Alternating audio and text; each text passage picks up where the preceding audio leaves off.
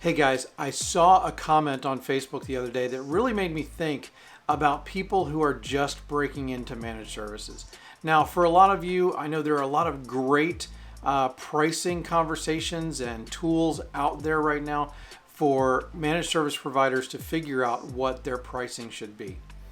However, this took it from a little bit of a different angle because they were talking about just getting started. And the specific example was a customer asked somebody to become their managed service provider. So this is somebody who's maybe employed somewhere else, or maybe they're self-employed right now. And a single client has reached out to them and said, hey, how much would you charge us to manage our network?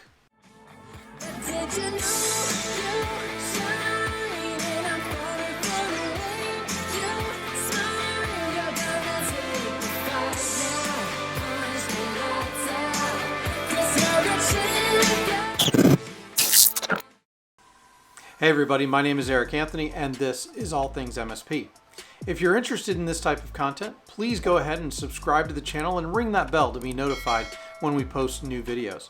Now, of course, we also have a corresponding Facebook group called All Things MSP, so please go over there and ask to join that as well. Now, like I said, there are a lot of cost up approaches to managed services, and those are good, and I'm not going to talk about those today because those are typically for people who are already in the break-fix side of things and want to expand into managed services. Now, of course, this is 2 Minute Tuesday, so we got to put those 2 minutes on the clock.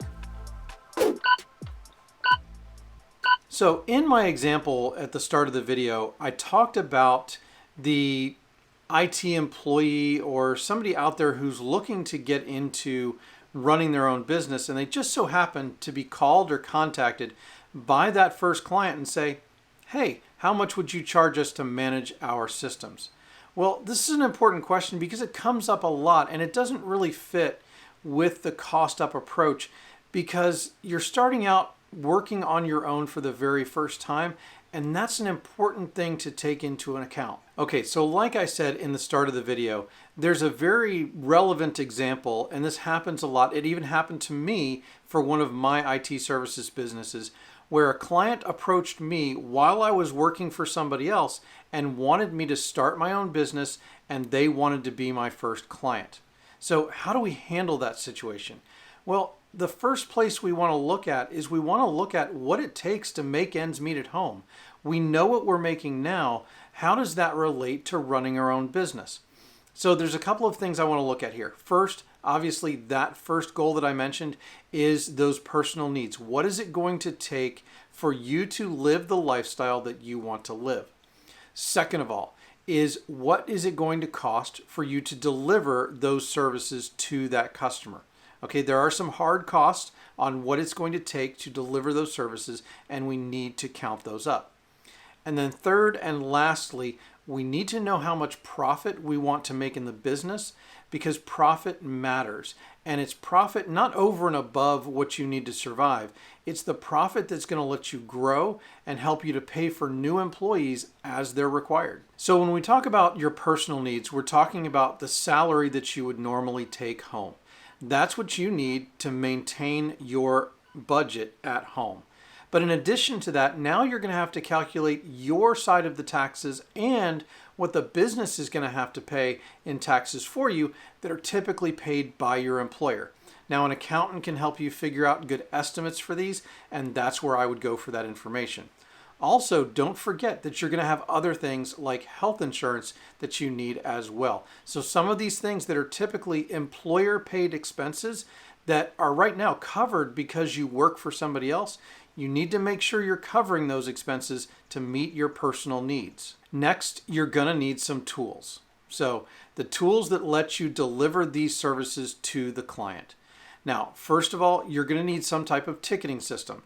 There needs to be a way for your client to get incidents and issues and requests into you so that you don't lose track of them, so that you're recording them properly, and importantly as well, recording time and materials against those tickets.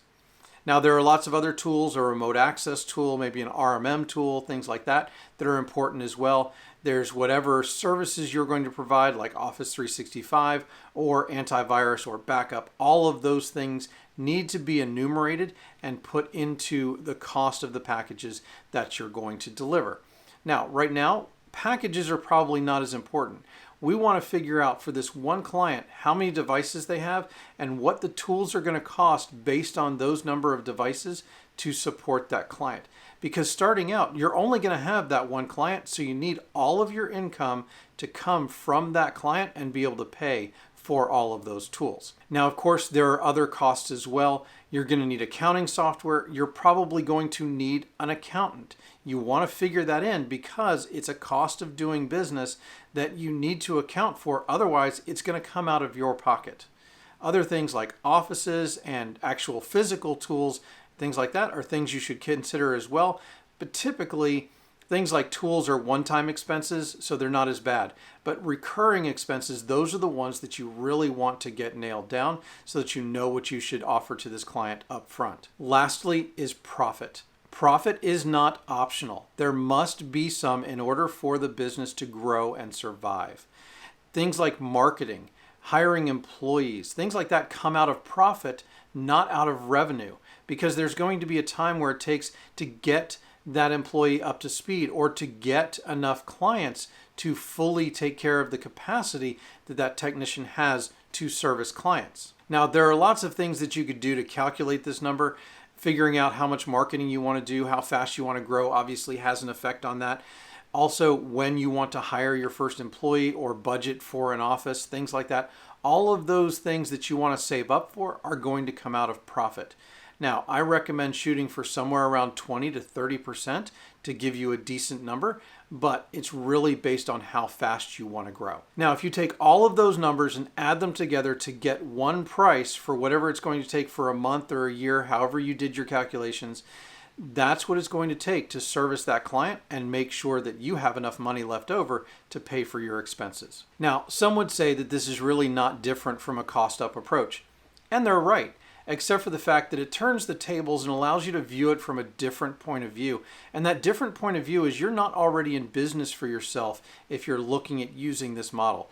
This model is specific for those people who are in the situation where they have a customer or client asking them specifically to go out on their own and to service them as a client. It's an important distinction, and I think this point of view really helps crack that egg of whether or not this is something that you should venture into. At the end of the day, delivering good service to your customers is what's going to make you win. And if you deliver good services to your customers at a price that allows you to pay your bills at home, cover the cost of the tools to deliver those services, and produce some profit for future growth, then you're actually going to build a business that will be able to sustain you and deliver that great service that you want to your customers. Hey guys, thanks for watching. If you liked this video, don't forget to go ahead and subscribe and ring that bell to be notified when I post new videos. Thanks. I'll see you in the next one.